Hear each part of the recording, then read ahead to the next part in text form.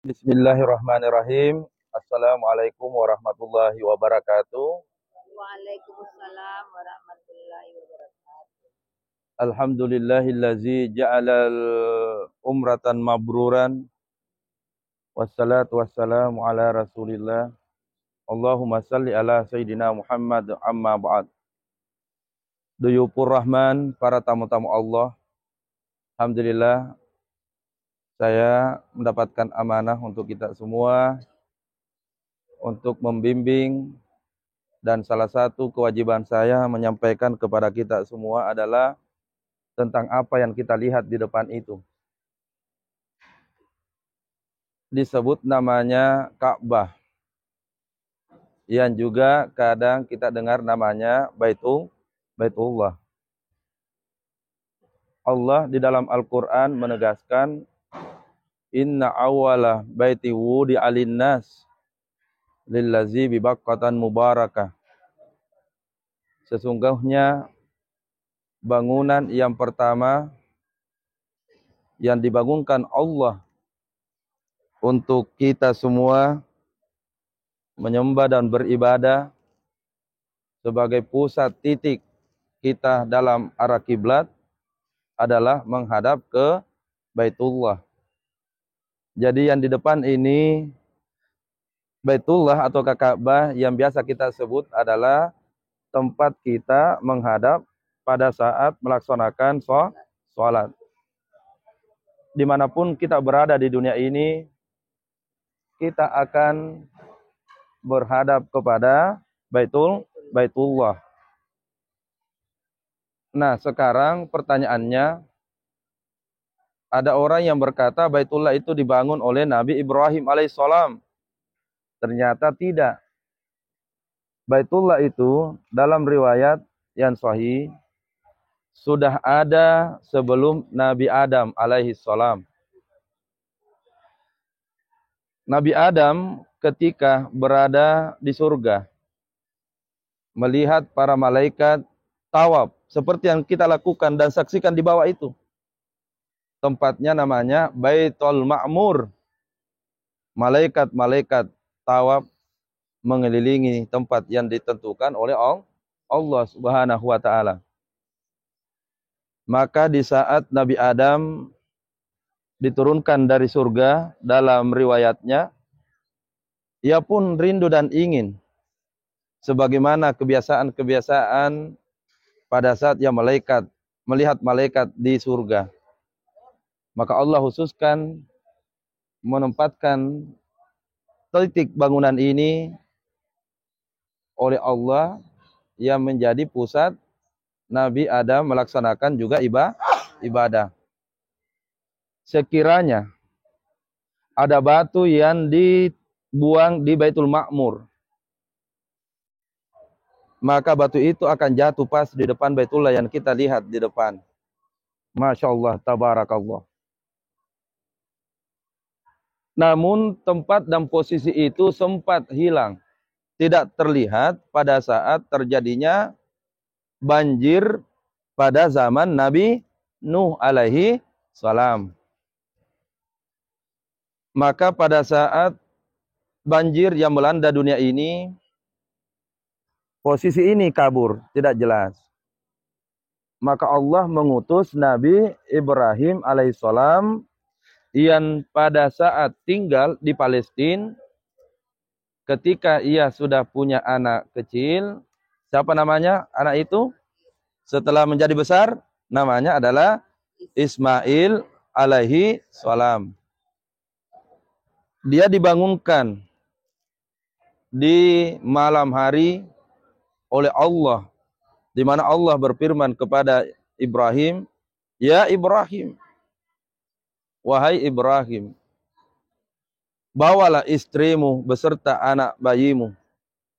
Dari Palestina ia disuruh oleh Allah menggendong bayi kecil, membawa istri yang sangat patuh kepada suami, menyusuri gurun pasir, kita bisa lihat.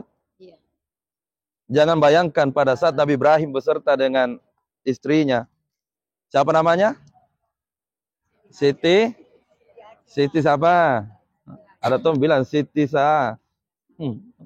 Siti Hajar. Berhari berminggu, berhari-hari ia berjalan kaki. Ada yang mengatakan naik kendaraan berupa hewan unta. Menyusuri malam dan siang, siang dan malam. Sampailah di tempat ini. Ini dulu adalah tempat yang tidak ada bangunan. Jangan bayangkan hari ini. Dia adalah tempat yang, apa istilahnya? Kuba. Onrong ini. Tempat tandus yang dulu tidak ada bangunan, tidak ada orang yang tinggal. Tiba-tiba turun perintah Allah kepada Nabi Ibrahim. Simpanlah anak dan istrimu di tempat itu. Akhirnya, di saat Nabi Ibrahim mendapatkan perintah oleh Allah, simpan anak dan istrimu di tempat itu. Maka Masya Allah, Ibrahim dengan penuh kecintaan kepada Allah, hanya melaksanakan perintah dari Allah Subhanahu wa Ta'ala. Disimpanlah istrinya beserta dengan anak kecil yang masih merah kulitnya. Dan setelah ia simpan dan turunkan bekal untuk anak dan istrinya. Di dalam riwayat dikatakan bekal itu sangat terbatas, cukup 2 hari atau maksimal 3 hari. Ibrahim tanpa berucap, ia tidak mencium lagi istri dan anak-anaknya. Tapi ada diperintahkan oleh Allah, Ibrahim, balikkan badanmu, tinggalkan tempat itu. Simpan anak dan istrimu di tempat itu, Ibrahim. Bisa dibayangkan, Bu. Bisa dibayangkan, Pak, bagaimana Allah memberikan ujian kepada Nabi Ibrahim yang punya tujuan sebentar, di mana Allah memerintahkan kepada Nabi Ibrahim untuk meninggikan kembali Baitullah. Kembali kepada Ibrahim pada saat diperintahkan oleh Allah, Ibrahim, tinggalkan istri dan anakmu di tempat yang tandus itu. Ibrahim tidak lagi menoleh kepada istri dan anaknya. Ia pun melangkah pergi. Berkata Siti Hajar, elakku wahai suamiku. Ada apa ini? Engkau tiba-tiba pergi tak berucap, lalu meninggalkan saya dengan anak kecilmu. Ibrahim tak mampu berkata-kata, dia hanya melangkah. Istri mana yang rela ditinggalkan dalam keadaan tidak ada orang satupun di antara kita, tidak ada bangunan satupun di antara kita. Kita rasakan sekarang panas, bagaimanalah panasnya pada saat Siti Hajar beserta dengan anaknya yang tidak punya apa-apa waktu itu. Lihat cintanya seorang hamba kepada Allah. Melangkah kaki Nabi Ibrahim, lalu kemudian istri berkata, wahai suamiku, alangkah tegamu, bukankah ini anakmu? Ibrahim tak berucap sedikit pun. Dia melangkah meninggalkan anak dan istrinya. Dia cinta, dia sayang, tapi dia lebih mencintai Allah. Karena ini adalah perintah Allah. Akhirnya dalam perjalanan ketiga kalinya, Siti Hajar berlari berkata, Ibrahim, apakah ini adalah perintah dari Allah supaya engkau meninggalkanku, wahai suamiku? Nabi Ibrahim tidak berucap, tapi dia hanya mengangguk. Tanda dan kode kepada istri untuk patuh dengan perintah suami. Nabi Ibrahim meninggalkan dalam keadaan pasti ia menangis dan sedih. Siti Hajar pasrah lalu berkata, kalau memang Allah yang memerintahkan engkau wahai suamiku Nabi Ibrahim, saya ikhlas engkau tinggalkan di tempat ini. Tidak mungkin Allah pun tidak punya maksud dan tujuan. Disimpanlah Siti Hajar. Bisa kita kembali bayangkan bagaimana waktu itu. Disimpanlah Nabi Siti Hajar dengan Ismail di tempat ini. Satu hari bekal masih ada. Panas, bagaimana bayangkan panas. Pasti Siti Hajar akan melindungi Ismail supaya tidak kena panas sedikit pun. Bukankah sifatnya seorang ibu begitu? Betul tidak, Bu? Pasti dia akan rela kepanasan, yang penting anaknya tidak panas. Bekal mulai menipis 2 hari. Bekal itu pun semakin berkurang. Masuk hari ketiga, bekal itu sudah habis. Ismail bernangis sekencang-kencangnya. Ismail menangis. Bagaimana tangisan seorang bayi yang kelaparan. Di saat Ismail itulah menangis di posisi di depan yang kita saksikan. Maka Siti Hajar kemudian berlari naik di atas gunung yang kita saksikan dan kita lewati kemarin dalam rukun menjadi kewajiban kita dalam melaksanakan haji ataupun umrah. Yang disebut dia naik di atas bukit yang namanya Bukit Safa. Disimpan Ismail di tempat yang ada di bawah. Di mana tempatnya? Sekitar yang ada lampu warna hijau itu. Bisa dilihat? Bisa dilihat? Nah. Yang kemudian biasa orang juga sebut dengan Hijr Ismail. Bisa dilihat jemaah? Supaya kita paham apa yang ada di depan itu. Para duyufullah, tamu-tamu Allah yang dimuliakan oleh Allah. Akhirnya berlari Siti Hajar antara Safa dan Marwah, ingin melihat adakah orang yang lewat supaya ia akan ditolong. Karena dia kelaparan dan anaknya pun kelaparan. Tapi apa yang terjadi? 7 kali dia berputar, berlari antara Safa dan Marwah. Tak satu pun manusia yang dia lihat. Akhirnya Allah perintahkan Jibril, turunlah engkau memberikan kemukjizatan untuk hambaku. Maka dalam riwayat, ada yang mengatakan bahwa ketika Allah mengizinkan tumitnya Nabi Ismail dihentakkan, maka keluarlah air Zam-Zam. Riwayat yang lain mengatakan Jibril yang diperintahkan oleh Allah untuk kemudian mengeluarkan air Zam-Zam. Maka pada saat itulah Siti Hajar berlari. Allahu Akbar, Allahu Akbar, Allahu Akbar. Itulah yang kita baca pada saat kita sa'i. Allahu Akbar, Allahu Akbar, Allahu Akbar. Ternyata ada air yang tiba-tiba keluar. Maka ketika air itu keluar, Siti Hajar berkata, Zambi, Zambi, Zambi, berkumpullah air, berkumpullah air, berkumpullah air, yang kemudian hari ini menjadi namanya yang kita sebut dengan air Zam-Zam. Di mana sumur Zam-Zam itu berada? Saya akan perlihatkan posisinya, karena kita tidak bisa turun di tempat itu. Posisinya pas di depan arah Seron sedikit di Hajar Aswad. Kalau kita sebentar tawaf, maka kita akan dapat tempat itu sebelum makam Ibrahim. Yang mana makam Ibrahim? Makam Ibrahim yang ada warna seperti warna emas. Nah, sekarang kenapa tempat itu jauh dari Baitullah? Makam Ibrahim itu bukan seperti pemikirannya orang bahwa makam itu adalah kuburan. Ada pemahaman begitu. Itu adalah di dalamnya tempat pijakan Nabi Ibrahim pada saat diperintahkan yarfa'u meninggikan Baitullah. Maka dia duduk, dia injakkan kaki itu. Lalu Allah berkehendak kaki itu, kemudian batu yang diinjak itu menjadi lembek seperti yang kita saksikan menjadi bekas kakinya Nabi Ibrahim. Tempatnya dulu itu makam Ibrahim bukan di situ. Tapi tempatnya dulu pas di depan Multasam, dekat dari posisi Hajar Dalam sejarahnya tempat itu dipindahkan pada saat Khalifah Umar bin Khattab. Umar bin Khattab melihat bahwa ini bisa menjadi sesuatu yang tidak bagus bagi umat Islam kalau tempatnya tetap di situ.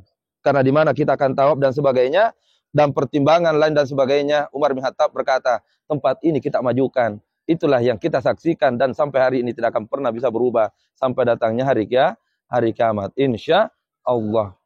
Sekarang ada jemaah yang bertanya, yang mana multazam? Multazam itu Koreanya adalah pas yang kita lihat banyak orang yang tangannya naik itu. Biasa juga orang sebut dengan pintu Ka'bah.